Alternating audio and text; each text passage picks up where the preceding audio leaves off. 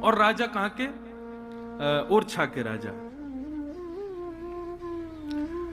उन्होंने कोसों दूर तक अपने सैनिक बैठा रखे थे और हर राज्य का राजा अपने सैनिकों को घेराबंदी में बैठाता है कि कोई आक्रमण करे तो पहले ही बता देना। पर उनकी सेना जो कोसों में बैठी थी उसकी विशेषता यह थी कि बाकी के राजाओं की सेना तो हाथ में अस्त्र शस्त्र लेके बैठती थी, परंतु ओरछा के नरेश, उनकी सेना कोसों दूर बैठती और हाथ में क्या लेके बैठती? रोरी, चावल, चंदन और माला। क्यों? बोले कहीं कोई भक्त देखे, कोई संत देखे तो उसका जाके तिलक कर देना, माला पहनाना, दक्षिणा देना, और यदि उनके पास अवसर हो तो उनको राजभवन में लेके आना। अद्भुत।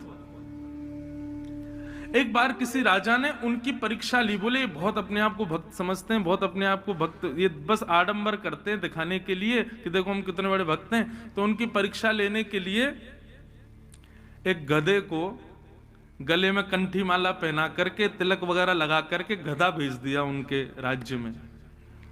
बोले बहुत कंठी माला और तिलक वालों का सम्मान होता है, देखते हैं इसका होगा कि नहीं।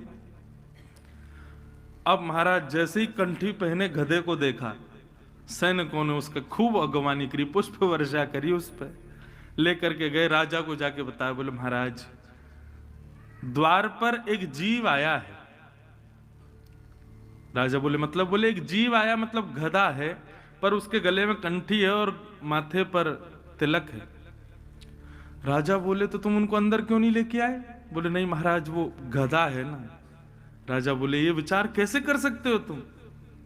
अरे गले में कंठी माला है, माथे पर तिलक है, तो चाहे कोई भी हो उनके उसी प्रकार सम्मान होना चाहिए जिस प्रकार एक संत का होता है।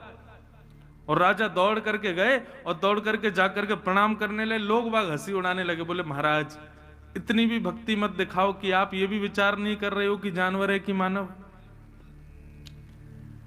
राजा रोने लगे और प्रसन्न मुद्रा में होकर के बोले, नेत्रों से भाव के आंसू गिरे।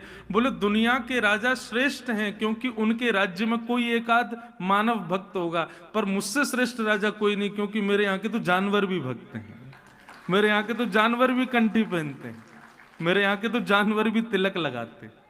मैं कितना श्रेष्ठ राजा हूं। अगर ऐसा राज्य मिले, ऐसे भक्त वेश में जीव जंतु प्राप्त हों, तो हे विधाता मुझे मुक्ति नहीं चाहिए, बार बार इस नगर का राजा मुझे बनाना।